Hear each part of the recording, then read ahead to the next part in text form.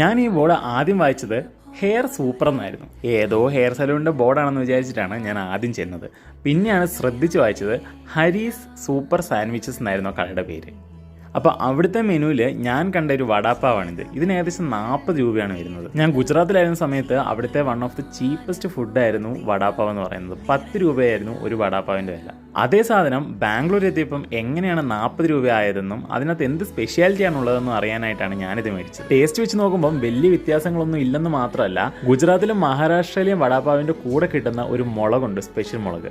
ആ മുളക് ഇതിൻ്റെ കൂടെ കിട്ടിയതുമില്ല.